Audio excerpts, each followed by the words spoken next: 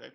Mhm. So I just read over here what Maria had put for me. You got a couple of dogs, and you're gonna moving in at the end of June, and you've had a couple of trainers, and you're still struggling with like leash reactivity. Looks like. Mhm. Mhm. Is that correct? Yes. Okay. Go ahead and fill me in. Yeah, so they're both rescue dogs. We got Charlie, they're just like mutts basically. We got Charlie first, actually in Okinawa, Japan. We were out there, and because I was fostering dogs, and he had been, like they had told us like he had a history of biting, like he had bit someone and drawn blood, but like with us, he's never done like had a problem. Okay. Um, and was like okay with dogs on a leash at first. He like didn't like it, but it wasn't too bad. And then him and Brie, I was walking them one time on a leash, and they both got like ran up on by a dog and like Mm, started attacking them and like drew mm, blood. It was like kind of pretty bad. mhm. And since then, he's been like really bad Yeah. around dogs if he's on a leash. But if they're at a dog park or like any situation where he's off leash, he's okay. Yeah. Um, and then it's just been getting worse pretty much since then. And we've spent like 2 years, like these past 2 years, like we went to like one or two training sessions with other trainers, and it like wasn't helpful. And now we're getting ready to move, probably like to the Bay Area. And like one, I just don't want the walks to be super stressful, like him freaking out every time he sees another dog. Mhm. And two, it's gotten to where like if someone's walking by with keys, like the maintenance guy at our apartment, and he hears it and it sounds like a dog's like tags, Mhm. that like has made him freak out, and he's like lunged and like tried to nip at a couple guys Mm. like that a few times. And like I just don't want to get into a situation where he lunges or like nips at someone or whatever, and they say like your dog bit me and like you need to put him down or whatever. Sure. Yeah. um so just want to do whatever we can to like be better about that. And then Brie, the other dog, she's like super chill. If she sees another dog and like it's riled up, then like, and then Charlie gets riled up, then she kind of reacts to that sometimes. But Mhm. she's not near as bad. She's like not near as a problem. She doesn't go after anyone or like any dogs. She's pretty chill. She's just on her own program when it comes to like being off a leash. Sure. Um, so like with her, that would be the most helpful thing. But like I think really the big thing is we'd like to get to where Charlie doesn't react to other dogs, especially and like people. Mhm. Then Bree doesn't then like respond to that. Right. I don't know if that's what you're looking for, but Yeah. No, that's perfect. Anything else? I think that about covers it. Um, yeah, I mean, they have, I guess I would say like they have basic obedience. And like usually when we call, they'll come, or like at the dog park, we turn around, start leaving, and they'll like come right to us and come with us. So I'd say they're like good about most things. We make them like sit before they eat or sit before they go outside or like, whatever we tell them to do before they get what they want pretty much. But it's just, uh it's like kind of conditional, and like you can see in Bree's eyes she's like weighing on like whether she wants to do it or not. Mhm. And so I think yeah, like the idea of being able to like have a balance of okay, like sometimes you like obey us and you get good stuff, but like sometimes like we ask you to do things, you need to do it or else like you're gonna have Right. consequences. Okay. And like right now we just don't have a way to like reach out and touch them really. Exactly. Yeah. Good. and choices And between 8 and 12, they just gave us a that 4 year range when we adopted him. They couldn't really figure out, but I'd say he's definitely closer to the younger side of that. mhm. And then He's really Bree, energetic. yeah, super high Gotcha. energy still. And then Bree's 5, 6, five going Six. She's six. 6 now. Yeah. Yeah. Oh, and then one thing with Charlie is they told us he had like a collapsed trachea before we Oh yeah, I adopted saw him. that. Yeah. And so like we've had them on harnesses just like Mhm. because of that. And like every now and then if he like pull like if something happens, like he like has like a honking cough or whatever. So I think Yeah. there is something with his trachea where I'm not super comfortable having a leash attached to his neck. Yeah. Um, so if we can like get around that, that would be nice. Yeah, I'm familiar with that. So, okay. So, I'm assuming before reaching out, you did research on myself and my company. Mhm. Okay. And how did you hear about us, by the way?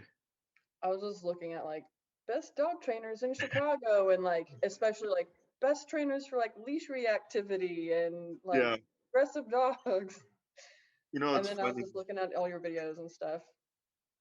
is that I've had a handful of people recently who've kind of done that, like best dog trainers in Chicago, and they brought them to like this website, and uh, I was like, I don't remember. I was like, what website? And I looked, and it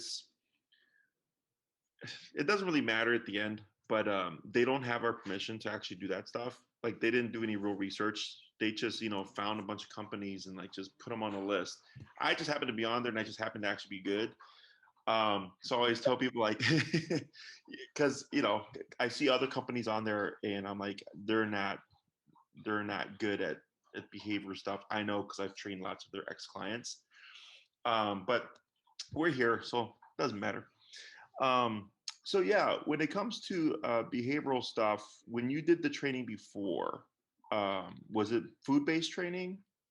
Yeah, it for the most part it was like, oh, try to distract him with a treat or like try to distract him with something else. Or sometimes it was, or I Yeah. don't know if the trainer told us to do this, if we look somewhere like get a water bottle and just like spray them every time they do a thing. And then eventually they just got used to the water bottle and they just Mm, like didn't care. I mean, it kind of worked for a little bit, but then yeah. they like, whatever. It wasn't anything long term. It was we went to like, the one or two consultation sessions for a couple, and then we saw that and we're like, okay, well, I don't, if this is what you're starting with, I don't know that this is going to be the right program or the right place for us. Yeah, they're like try this thing with the treat. And they like showed it to us, and then we like tried it for a few weeks and like didn't work. We're like, you don't understand. Like it's like an emotional reaction, and he just like shakes and like whimpers, Sure. and like he doesn't care about a treat right now. Yeah, he's under too much stress.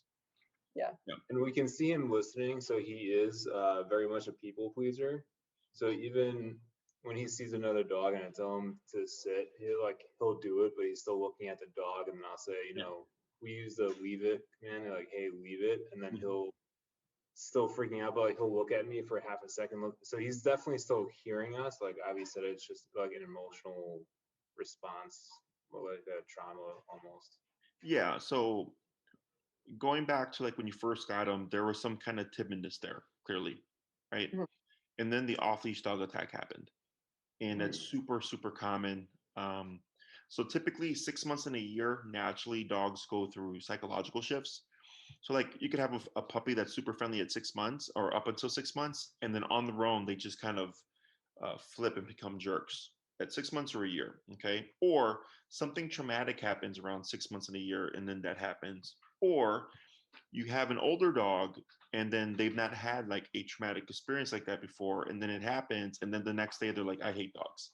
Mhm. you know I had last year about a handful of clients who had off these dog attacks numerous times, and made the dog super dog reactive, and then the owner is very anxious because the owners were so paranoid about, is this person going to let the dog go off leash and is going to be a dog fight, like it got pretty bad. So in his mind he's just perceiving threat, and the reason why it's happening on leash and not off leash is so there's four responses: fight, flight, avoid, and submission.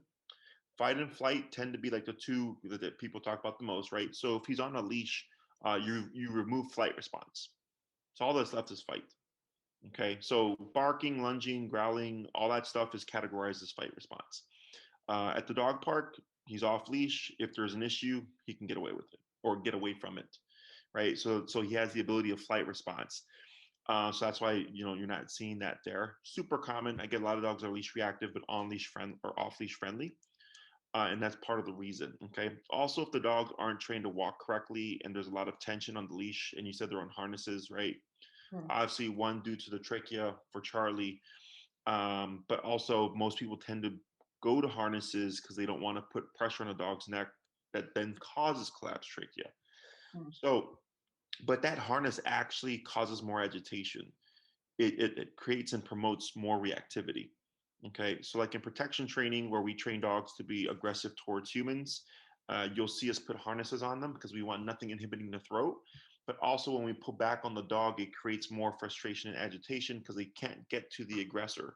Okay, so then we kind of play with that, and over time make the dog more agitated towards someone who looks suspicious or someone who's like agitating the dog, and then we build that to a protection dog. So people kind of unknowingly create protection dogs in the sense that they get the dog in a harness, and then when they see another dog or a person that or something that triggers a dog, they pull their dog back, and they're just creating more frustration. Okay, so that's where a formal heel would fix most of this, is what I'm assuming here, because he was fine up until, it sounds like, that incident, right? And then with Brie, she's fine unless that dog starts becoming reactive first, which is normal, because now that dog's putting out threat. So she's like, well, if you're going to put threat on me, I'm going to put threat back at you. And then Charlie jumps in the mix, and it's just this big old deal. Okay, so when it comes to the collapsed trachea, you can use remote collar. Okay. Um, I probably recommend you put them on a gentle leader, uh, which is much better than the harness, because the harness will counteract the e-collar. Okay, because harnesses promote pulling. So huskies wear harnesses to pull sleds. A dog's natural instinct when they feel pressure is to go against it. So if you pull on him with the harness, he's going to want to go against it naturally. So the e-collar says don't pull, but then the harness says pull, and then we have conflicting messages. Okay, so I think so. Because I had another dog who had also a collapsed trachea. We tried him with I believe a prong collar, and I think it, like, we tried it for like a day or two, but the owner didn't have as much technical skill, so she put too much pressure on the dog's throat, and he just coughed for a few days, and then eventually got better. And then we end up using gentle leader with the remote collar. Okay, because the gentle leader goes over the snout and it clips to the leash here, so there's no pressure on the throat at all. And then for Brie, we should be able to just use a standard flat collar, I would assume. Okay, so the first thing we would do here is, of course, teach the heel. Teach Charlie and Brie how to walk correctly. My style of heel is very strict. I take 5 steps. They take 5 steps. I take 3 steps. They take 3 steps. I stop. They automatically sit. I don't care what the environment is. I don't care if you're outside in the middle of the park with dogs running around playing. I don't care if you're walking through a quiet neighborhood or a PetSmart or a Home Depot. I want that level of focus. Okay. Um, my assumption is that that would most likely fix a bulk of your reactivity. Okay, because he was reactive in response to something. Okay, he wasn't like born like that, or I get the puppies since like day one, like, they're going to be a problem. That's a whole different thing. So the reason why this works is for a couple of reasons. One, it helps them kind of block out the environment. Okay, because a lot of dogs tend to have reactivity issues. It's not even them being aggressive, they're just so wound up because there's so many potential options. I can sniff that, I could pee on that, I can bark at that, I can jump on that, I can bite that, right? There's all these things, so then the dogs get overwhelmed, and it's so much stimuli that they get frustrated. And dogs tend to release frustration through their mouth: licking, chewing, nipping, biting, panting, salivating, barking, growling, yawning, lip licking. They're very mouth based. So here, once we get them to kind of just block all that out, we see, what does that fix? Okay. So most people think when we deal with reactivity, we come in, let the dog be bad, and we punish the bad behavior. That's actually not how it works. It's not that it's not an approach. It is an approach. It's just not the first approach. Okay. I want to see what the structure and discipline fix. Okay. If I teach Charlie and Brie how to walk next to you and the focus, essentially to make you the center of their universe, so everything else doesn't matter. So if he's like, well, that dog doesn't matter, then there's nothing to bark at. Does that make sense? Mm. Okay, so that's the first thing. The other part of it is that dogs are physical animals. They bite each other.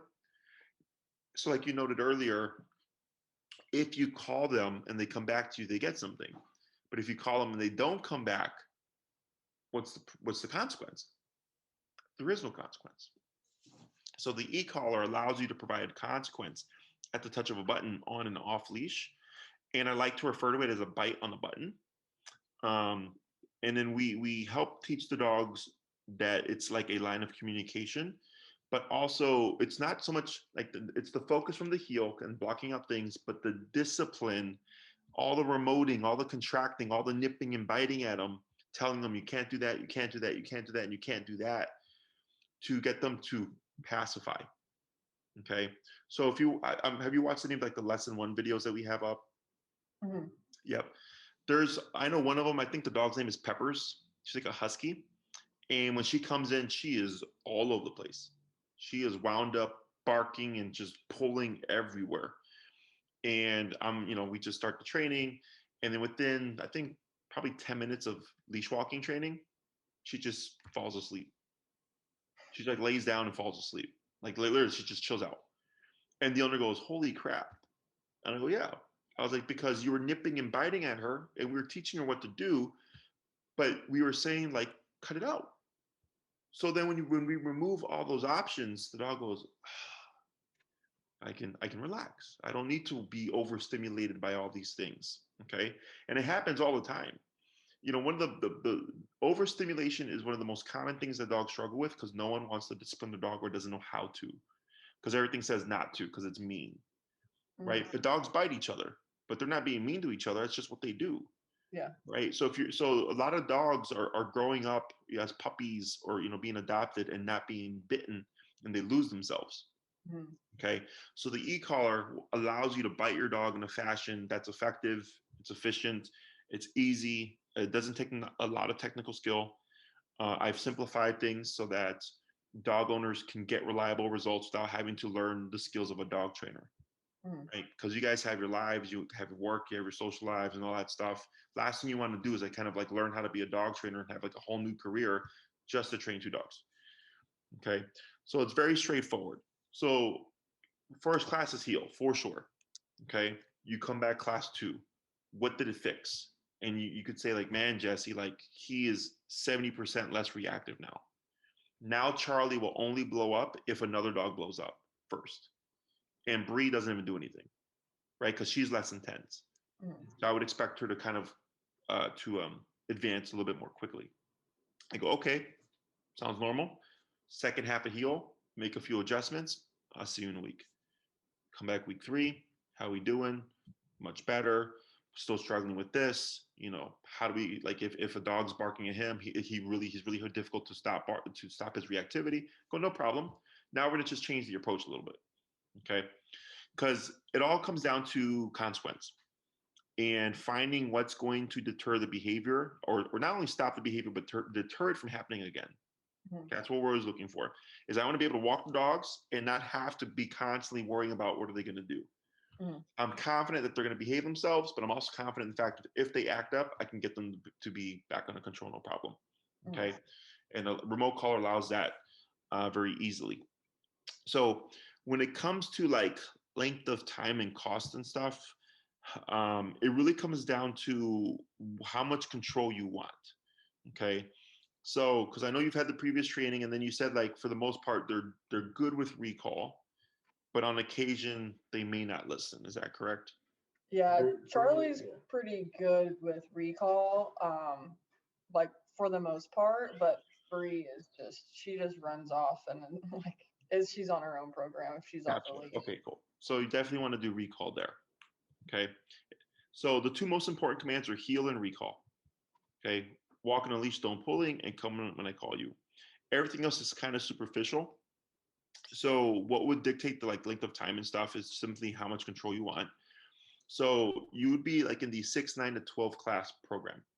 Okay. 6 classes would be the heel, the recall, and the reactivity. Okay. That's what I would focus on. So 2 classes on heel, 2 classes on recall, leaving 2 classes on reactivity if needed.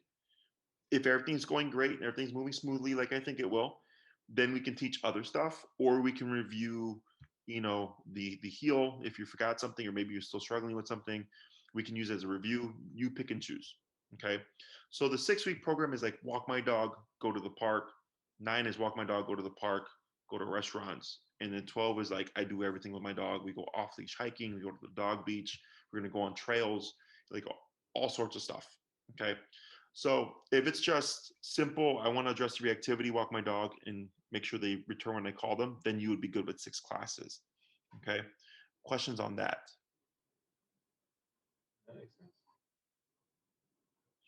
And I think the Brie is the bigger one, correct? Yeah. She's 65.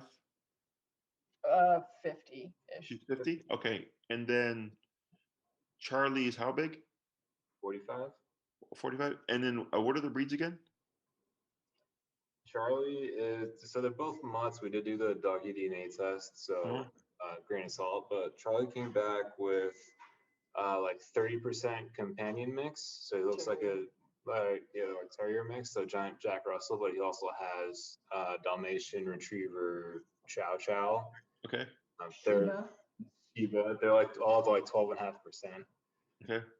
And then Brie is 75% Staffordshire Terrier. Uh-huh. Then the 25 similar like golden retriever random mix. Yeah, we thought it was gonna be like box. Oh, I think it was mostly lab too. I don't know. Anyway, they told us, they're like, oh, she's like a lab boxer mix, and we were like, oh, she looks like a pit, but like whatever. I know we're never gonna be able to rent if you call her a pit, so Yeah. fine. Yeah, lab mix is very popular. Yeah, she has the pit head for sure, and there's still she's all black, which is what helps, except for her white paws. So Gotcha. it's pretty easy to get away with the lab mix, but Gotcha. So the colors that they would need, I think you would be fine with a Dogtra 2300 system. It's meant for 70 pounds and under. And Maria will send you this info. Okay. It's meant for 70 pounds and under, since Charlie is the bigger problem.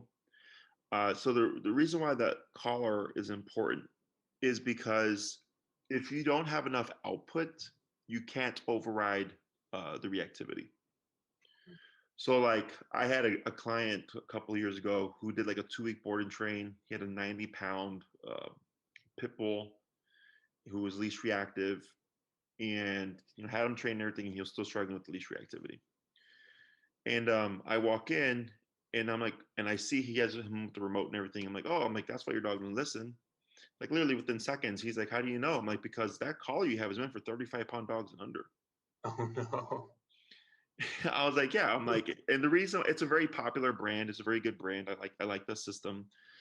But trainers use that collar because we make a better, there's more, a better margin for the trainer, make more profit, right? And also for the client, it's a good collar and it's not as expensive. So it's obviously like, hey, that's good incentive there. And it's super common, but yeah, it's meant for a 35-pound dog and under.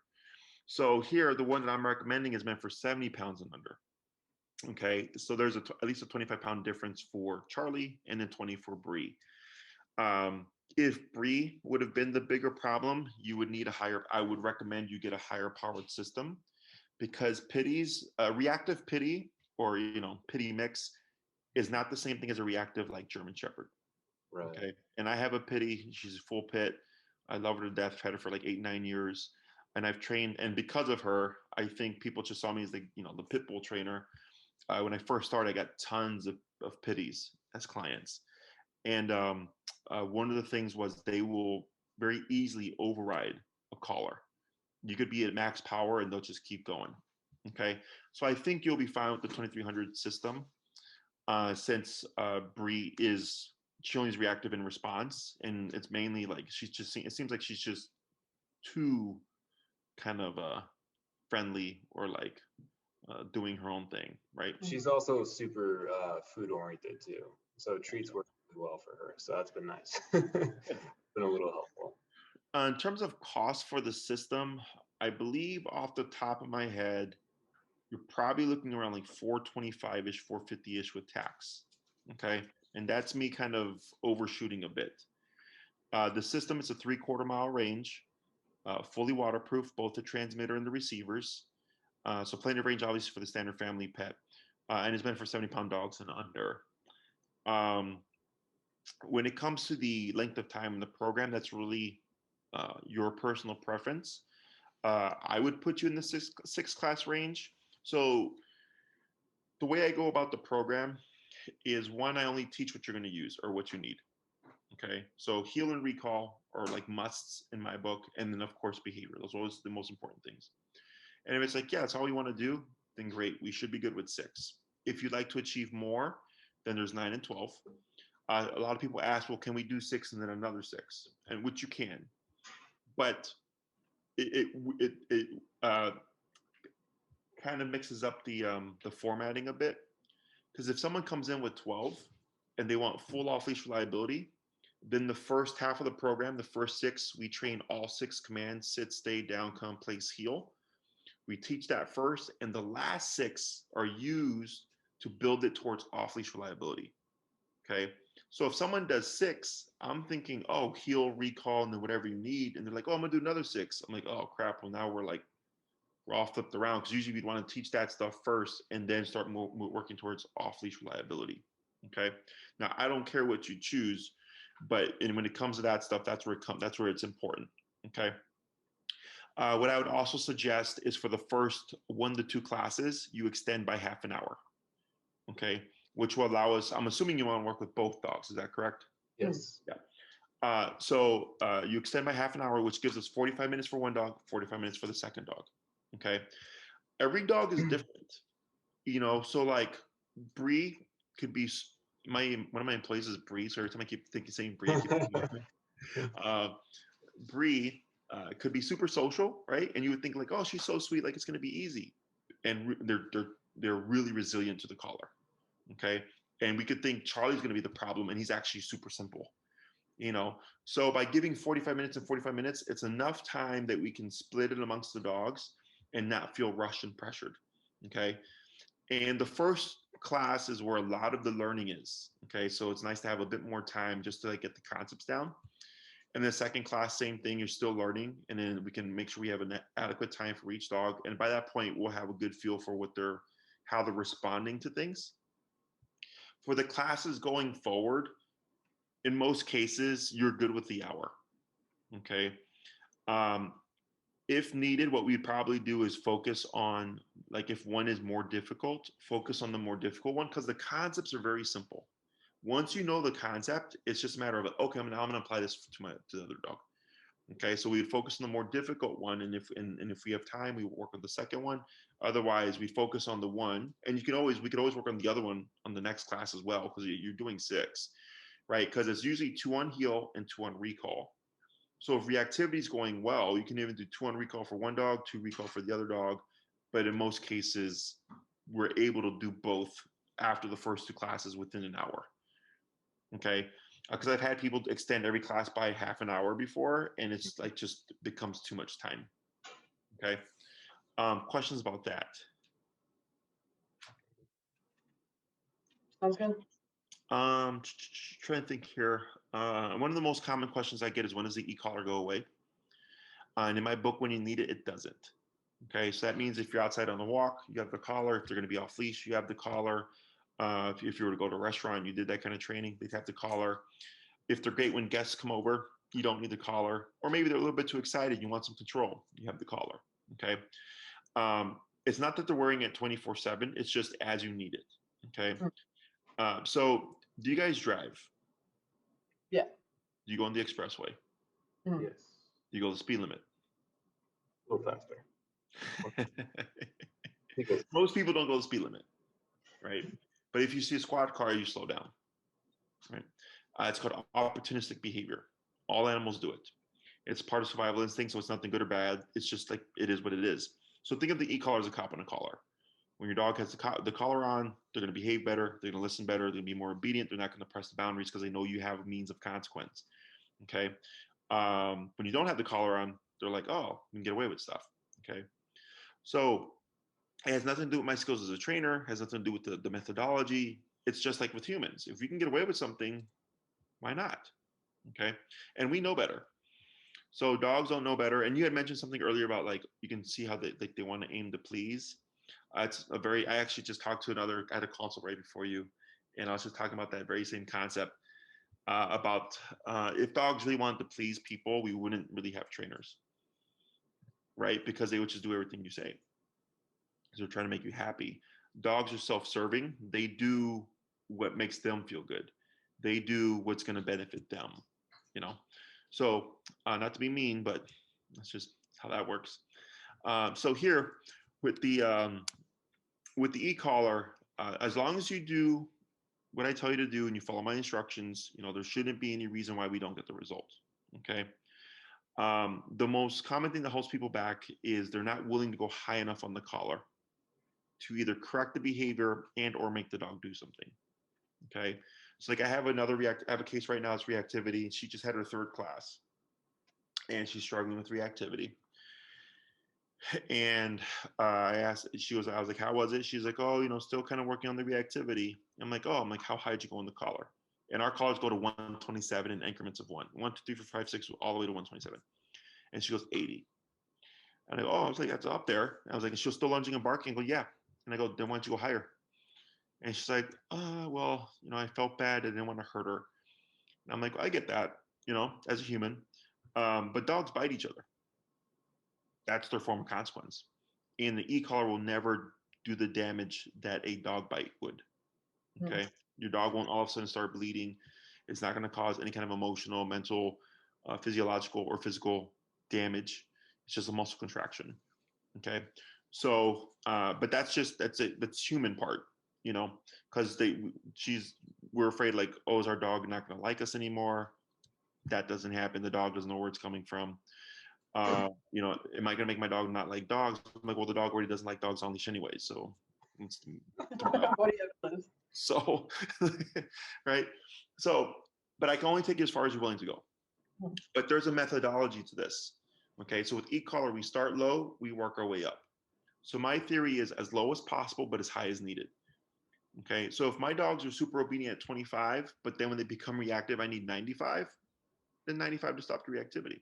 Okay. Because we want to stop it and again, not see it again. That's the goal here. And nobody's perfect. Humans aren't perfect. Dogs aren't perfect. But what we should see is like the reactivity, maybe once a year you get a flare up. That's pretty damn good. Right. But also you can stop it easily and stop it on or off leash if you ever saw that. It's the only tool that gets you on and off leash reliability. So we don't come in guns blazing or anything like that. We start low. I help you find the appropriate level for your dogs. I give you a system to kind of follow, steps to follow. You do all that stuff. And the more you're able to do, the more you kind of push things, the more we can kind of accomplish within that time frame, So most of the time reactivity is usually done by the 2nd class. Like after you've had the 2nd class, going into the 3rd, most of the time, like a big chunk of reactivity is done. Then it's usually, so it's a spectrum with reactivity. Human reactivity is almost always the first thing that goes. Reactivity towards calm dogs, reactivity towards excited energies like in the middle. Other reactive dogs or sudden run-ins with dogs are end of the spectrum. Okay.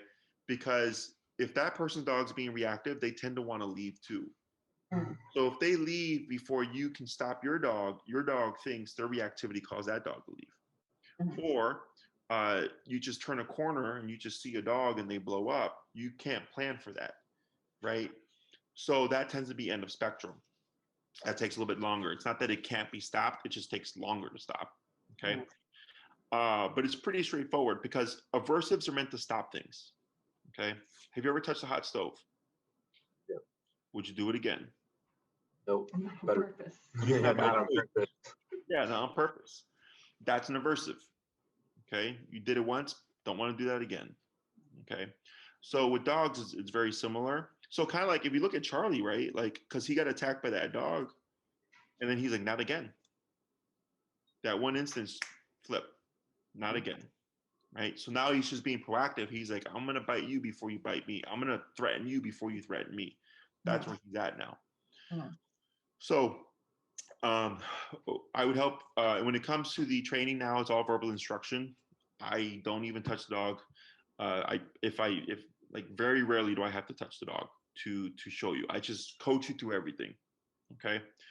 So you're learning everything from ground zero because I already know how to train dogs. I don't need to learn how to train more. So you learn all that stuff hands on. We're going to be moving to, I guess, familiar with Oz Park? Mm-hmm. No, it's in Lincoln Park. Where are you guys located, by the way? Oh, we're not. So you're in the suburb. Okay. Yeah. So we'll talk about that too. So because of COVID and everything, because I used to do strictly home to home and travel to all my clients, but then people were like, don't come into our home. So then I had to kind of formulate a way of training dogs and all that. So I was like, well, I know I can do verbal instruction. That's not a problem. And I was like, well, just train at Oz Park. And Oz Park is in Lincoln Park. It's the busiest park in Chicago. It's like crazy busy. Okay, there's like dogs, strollers, people, rollerbladers, uh, bar mitzvah parties. Like literally, yeah, there was a bar mitzvah party last year during the summer at Oz Park. Everything's going on. So we're there in the middle of everything, and you're learning how to train your dog, which is probably unrealistic in a sense in comparison to Evanston, because Evanston's quieter. But if you can handle it at Oz Park, then you can pretty much handle it anywhere else. Would be the theory. Okay. So we're outside. We're training out in a very realistic context. The problem, of course, the con would be you have to travel all the way from Evanston to Oz, which is not near an expressway. It's near Lakeshore Drive, but not an expressway. That's Just fine. so you have an idea. The other option, and that's if you want to train with me. Okay. Now I still do in-home. I still travel out to clients, including the suburbs, but then that rate is more expensive. Plus, there's a travel fee. Okay, so it gets even more expensive. So you could either work with me, and we would work at Oz Park, or I can send you Enrique, who's one of my trainers. He's been with me for about a year and a half now, and I'm getting so flooded with clients that he's starting to get his own clients. Okay, and he would travel out to you to Evanston for my same rate. Okay, so instead of traveling to me, he travels to you, and then the travel fee would be $50 round trip per class. Okay, so mine's way more expensive than $50. So that's also an option to you. I don't care what you do. This is a case that I'm confident that he can handle. He's done some reactivity cases. He's handled all the reactivity dogs that we get at my facility for board and daycare and trains. So it's really just your personal preference. If you'd rather be somewhere busier and you don't mind the travel and you want to work with me, or if you like to learn in your own setting and have someone travel to you, that would be with Enrique. Okay. Questions? No, I really appreciate it. Yeah, that makes sense. Trying to think. So I do have a question. So are you able to do, I mean, this may be a stupid question, but like, I guess like, how do you go about like off leash and like recall stuff, like at a park like that? Oh, sure. So it's steps. So the 12-week program, the first 6 classes, we would teach everything: sit, stay, down, come, place, heel. Okay. All on a short leash. Once we technically hit recall, which is by the 3rd class, pending everything's going well, we actually start the transition process to long leash. Okay. Because once you start recall, you bring out the long leash. We use a 30-foot. You can start applying all the other stuff technically. Okay. But by the time we hit class 7 to 8, I'm giving you exercises. I'm giving you tools to practice to start building. But technically the process starts sooner. Okay. So we're at the park, we're on the long, we have the dog in the long leash, and we either use the environment or, we use, you guys could use each other to help distract the dogs, things like that. And then you practice, I give you the exercise, and then you go home and then you just practice as you go about your life. Okay. So aside from recall, because recall, you have to go somewhere. Okay. So heel tends to be the fastest thing that people learn, because you walk your dog multiple times a day, at least 3 times in most cases. Recall requires you to go somewhere, right? You got to go to the park, and then you need distractions like squirrels and rabbits and other dogs and people and all that stuff in order to practice and make it reliable and proofed in different environments. Okay. On the other ones, sit, stay, down, in place, advance according to the owner. Okay. Because you can practice either inside or outside with those commands. And the problem that can happen is that I think because they're so easy to practice is that people tend to blow them off. Okay, because like, oh, I can practice place whenever I'm watching TV, no big deal. But then they don't do it. So then their dog's not being taught, right? So they're learning that slower. So sit, stay, down, in place can progress very quickly if you're practicing and applying. It's all about application. So once we teach it, if you're on a daily basis using the place command and using the down command and the sit and the stay and all that stuff, and you find places to use these things, you're gonna progress much more quickly, but also you're applying them to life right off the bat.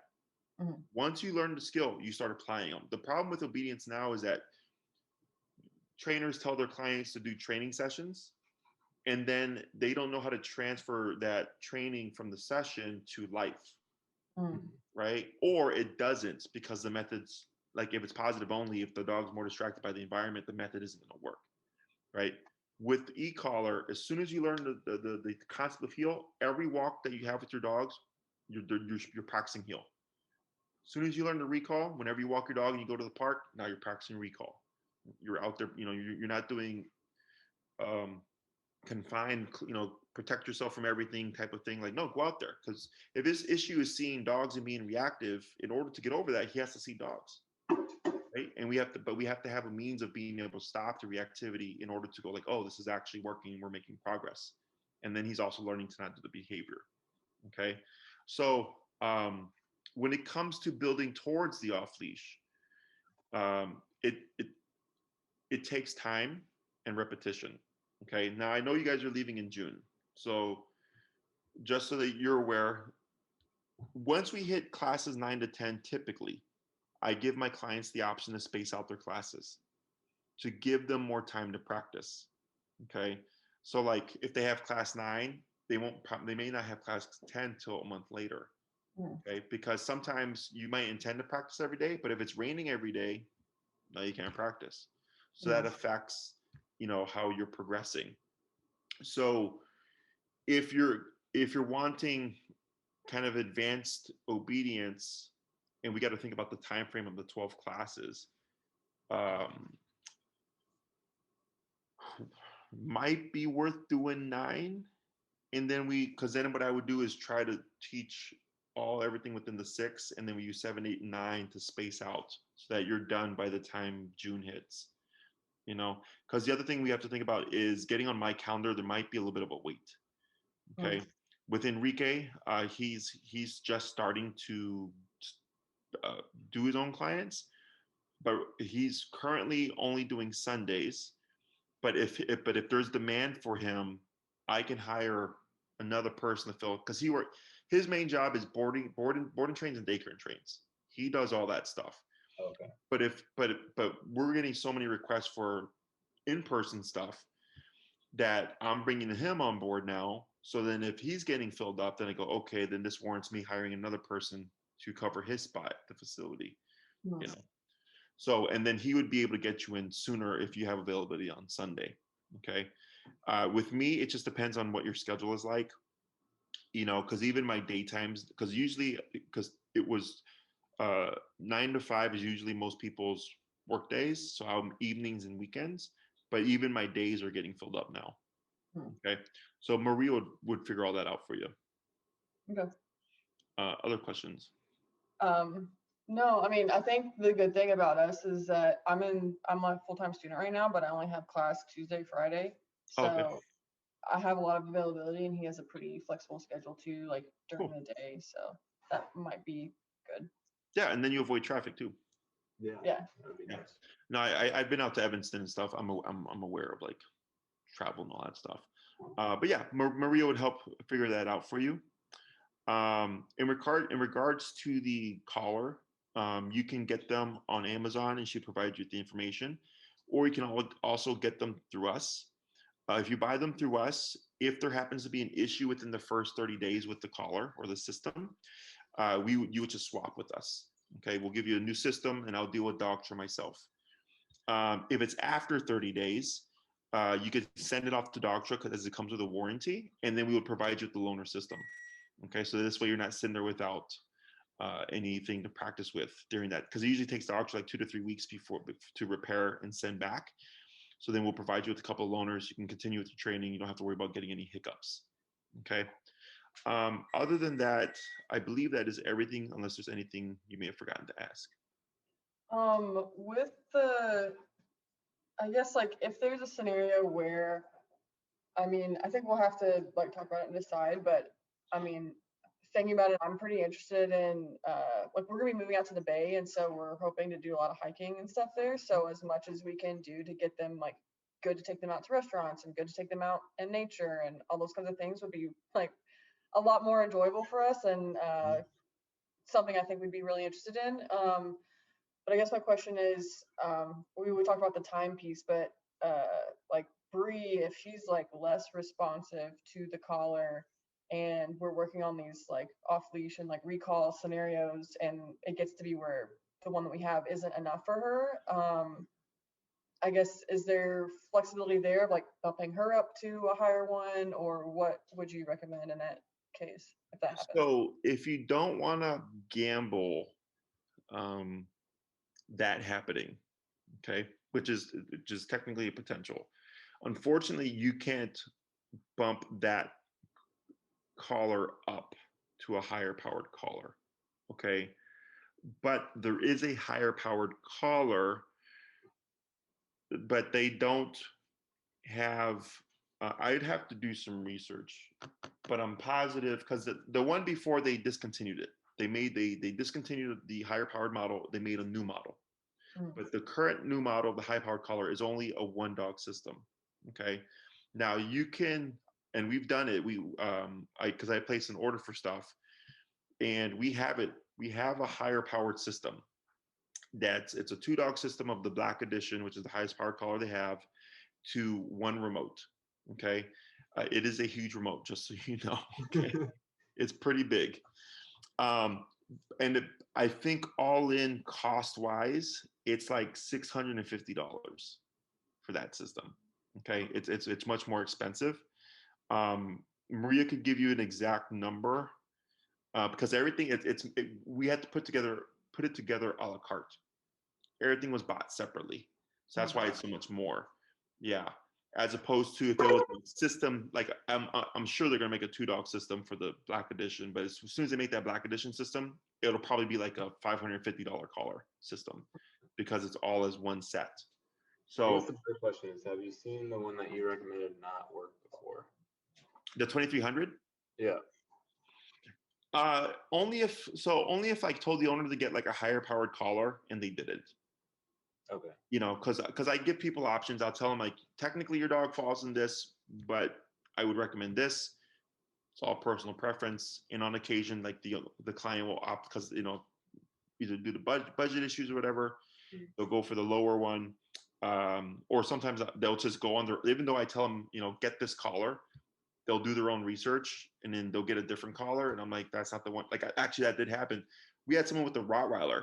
He was like 90 pounds and they got a collar meant for 35 pounds and under. Oh my gosh. Even though we told them to get the Black Edition. Mm-hmm. And then everything was fine until the dog started lunging and barking at people. Then it wasn't working anymore. It was great for obedience, but as soon as behavior kicked in, it wasn't enough. But I told them, get this particular model. And they did their own thing, and that's out of our hands. So I think you'll be fine with the 2300 system because there's a big gap for Charlie, and plus he's on off leash social, because if he was truly like dog aggressive on or off leash, like there would be a problem. That's where I would be more inclined to opt for more power. Okay. So I think you'll be fine. Okay. Again, and for Brie, because you said she's 50 pounds. Mm-hmm. Yeah. So yeah, she should be okay. She is the one where I would be most like worried about not responding to an e-collar because I mean, like, I don't know 100% how they work, but like we've accidentally stepped on her feet and like stepped on her tail because she's like black. You can't see her sometimes. And she like doesn't flinch. She like doesn't react at all. She doesn't react to like loud noises or like anything. So I think for a while we were like, I don't know if an e-collar will even work on her because it'll work. Every dog has a breaking point. Right. I mean, you're more than welcome to, get the higher powered system. I'm trying to, because I know we did had someone recently, their dog was more resilient than we anticipated, but we were just really high. We were like 95 on the collar before the dog kind of started to become receptive or like sensitive to it. But then the number started to dip. So yeah, it's completely personal preference. I mean, I trust your judgment on it. Just wanted to ask the question. So. Yeah. No, technically yes, it's a possibility, but I don't. If she was the reactive one, like the more reactive one, I would say yeah, I would opt be more inclined to opt for the higher power. Okay. Okay. Anything else? Yeah, that covers it. Really appreciate it. No, no worries. So Maria will get in contact with you. Unless you have any, you look like you had a question left there. Oh, do we, I guess like for scheduling or like trying to fit everything in within the time, like Mhm. would we need to select like exclusively you or exclusively Enrique, or like if you weren't available for a time period or like he wasn't or something like that, we could like bounce back and forth, or do you just Oh, I prefer see to what you're saying. pick That one? technically, I mean, that technically could happen. You know, like let's say you want to start sooner, you start with Enrique for the first couple of classes, and then I jump in. Like she finds you a spot by the third class or something like that. Yeah, like that's fine by me. You Okay. know, Because the park, I would really like to train like, in the park Yeah. where it's like gonna be busy. So yeah, yeah, that's not a problem. cool. Okay. Anything else? You're the one that says you're fine, and then you Sorry. have another one. They keep 30 popping seconds up. later. No, I think I'm good. Okay. So Maria will reach out. She'll provide you with the contract form and all that stuff and get everything going. If you know you're good to go, you can just turn around and say, "Hey Maria, please send us the form. We're ready to go." Uh, as a heads up to you, as soon as your form is in, that's when Maria knows you mean business. Okay, because people like talk to her back and forth, but until that form is in and that invoice is sent, like it's just all talk. Okay, so if you want to get in like as quickly as possible, you can just turn around and shoot her an email, say, "Hey Maria, sign us up," and then she'll send the information once I get that to her, and then you sign that form, and she'll get you right in queue. Okay, and then you can let her know that I gave you the option of Enrique, and you can also let her know that I said that so that you can start sooner for the sake of time. She can get you in with Enrique, and then we'll see if we can work on transitioning over to me some point in the process. Okay. Awesome. Sounds good. All right, guys. If anything else, you let us know. Otherwise, we'll be in contact with you. Okay, Thanks. thanks so much. Okay. Appreciate it. Bye.